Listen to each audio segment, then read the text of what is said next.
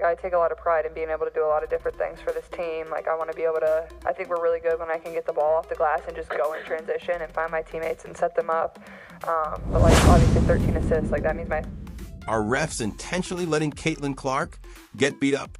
Plus, Clark Savage clapped back at Paige Bueckers. What's up, World Hoopers? You're tuning into the one and only World Hoop, where we bring you the no-holds-barred truth on everything basketball.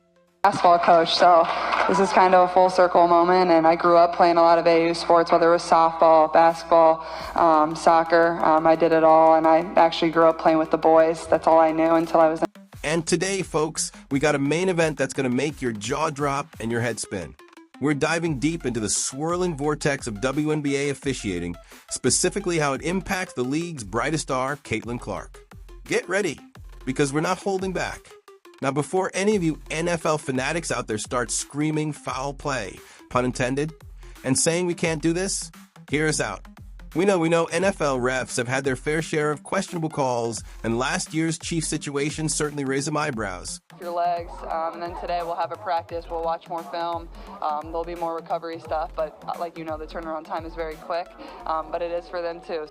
But when it comes to consistently turning a blind eye to potential injury and outright roughhousing, the WNBA refs are, dare we say, in a league of their own. And honestly, it's beyond frustrating to watch. Just take a look at some of the photographic evidence surfacing. We're talking about plays that make you wonder if you're watching a basketball game or a wrestling match.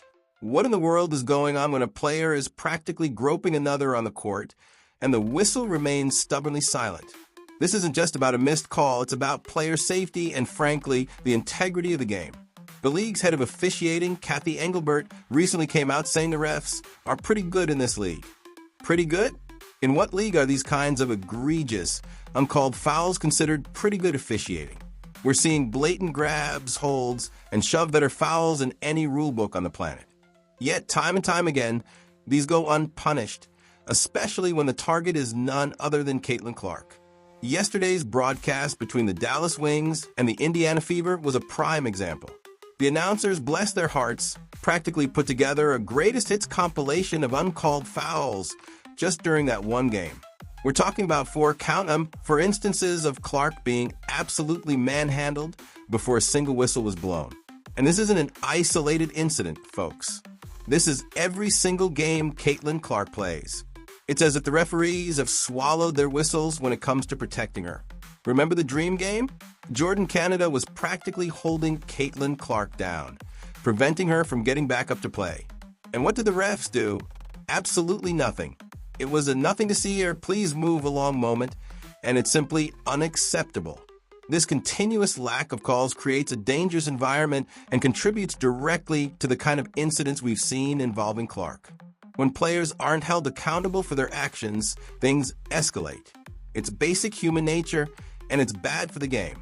Now, on a slightly less infuriating but equally captivating note, let's talk about Caitlin Clark's recent performance. Despite all the physical abuse she's enduring on the court, this woman is a force of nature. Yesterday, against the Dallas Wings and the highly touted Paige Bueckers, Clark put on an absolute clinic. She's been battling some injuries, missing games, and trying to get her legs back under her. But yesterday, she truly found her stride. We're talking 14 points, a staggering 13 assists, and a career high-tying 5 steals. On a tough screen, so if I had to pick one right now, it'd probably be that.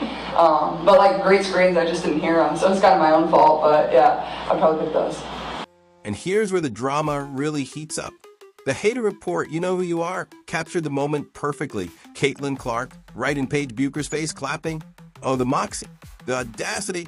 Clark was sending a clear, undeniable message. You keep hearing you're the next big thing?